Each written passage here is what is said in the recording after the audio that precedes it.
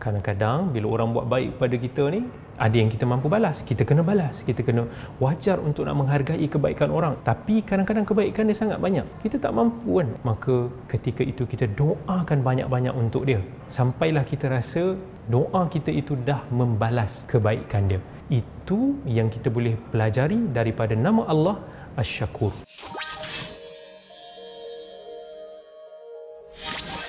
Assalamualaikum warahmatullahi wabarakatuh. Kembali lagi kita dalam episod kali ini, yang mana insya-Allah kita akan membicarakan tentang topik nama Allah Syakur. Asy-Syakur. Asy-Syakur ni apa yang kita nak terjemahkan? Asy-Syakur ni adalah sesuatu yang berbalik kepada syakara, yang menghargai. Selalu kita dengar, kita lah yang hamba Allah ni lah, kita manusia ni yang kena bersyukur. Tetapi macam mana Allah itu bersyukur kepada manusia? Macam mana Allah itu menghargai manusia? Dalam Al-Quran, Allah menyebut kalimah syakara. Kalimah syakara Allah sebut dalam Al-Quran sebanyak 75 kali. Banyak tu. 75 kali nak menggambarkan tentang makna syakur, syakara, syukur sangat-sangat penting dalam kehidupan kita. Dalam ayat, dalam Al-Quran, Allah menyebut 4 kali Allah menggandingkan kalimah syukur dengan sabar. Sebab syukur dan sabar saling berkaitan. Inna fi dzalika laayatin likulli sabbarin syakur. Allah menyebut ayat tersebut 4 kali dalam Al-Quran. Demikianlah tanda-tanda Allah yang Allah jadikan kepada orang yang sabar, yang banyak bersabar, syakur, yang banyak bersyukur. Dalam Al-Quran, Allah menyebut kalimah syukur ini dalam beberapa bentuk. Antaranya, Allah menyebut kalimah syukur ni dalam keadaan bentuk perintah. Allah suruh kita bersyukur. Anishkur li wali walidaik. Bersyukurlah kepada aku dan kepada ibu bapa kamu. Allah juga menyebut tentang kalimah syukur ini dengan uslub ataupun dengan bentuk ayat memberikan galakan. Allah kata, wa sayajzillahu syakirin. Dan Allah akan mengganjari orang-orang yang bersyukur. Allah juga gunakan perkataan syukur ini untuk memuji mereka-mereka yang selalu bersyukur. Syakiran li'an'umih. Itu pujian yang Allah gunakan kepada Nabi Ibrahim.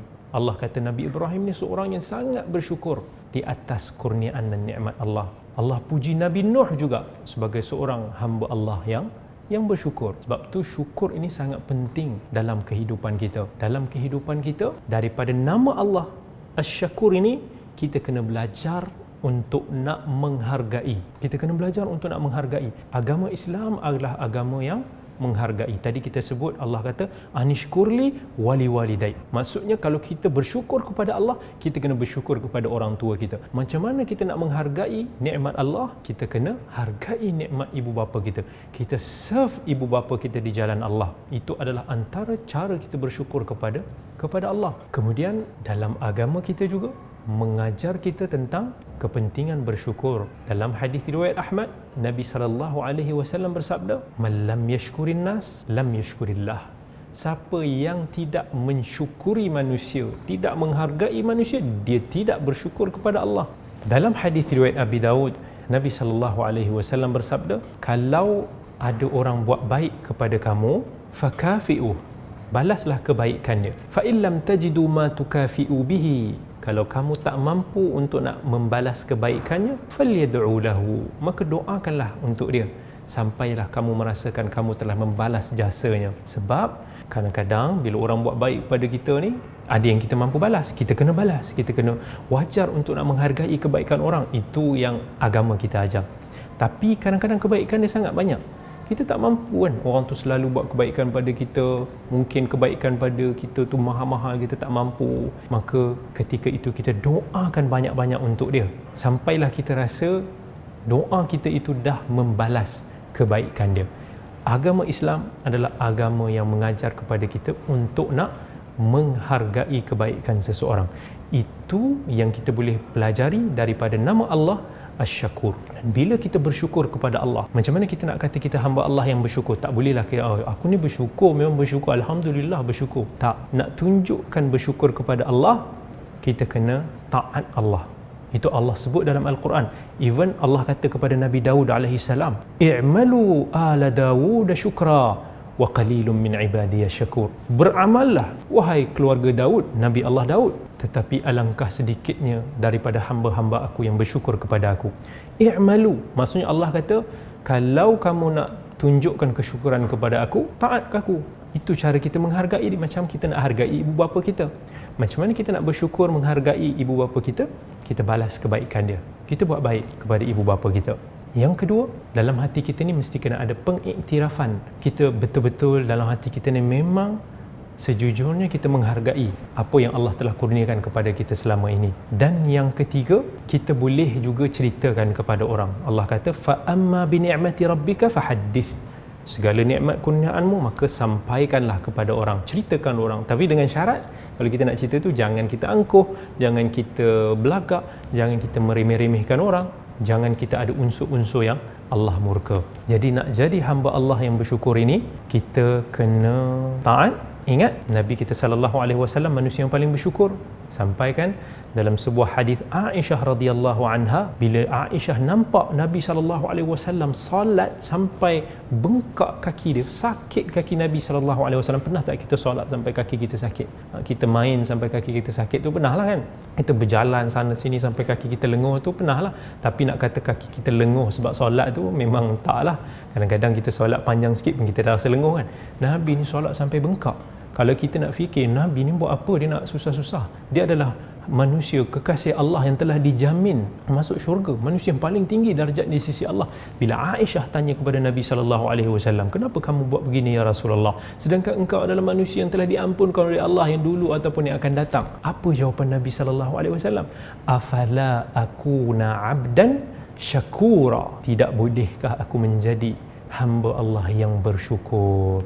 Maksudnya Nabi SAW membalas ataupun nak tunjukkan penghargaan kepada Allah di atas segala nikmat dengan menambah lagi amal yang saleh. Cuba kita kerja. Kalau kita kerja, bos kita kata, kamu datang kerja ke tak datang kerja, kamu dapat gaji, kamu dapat bonus setahun. Kita mesti tak pergi kerja lah, dah dapat jaminan bonus macam tu.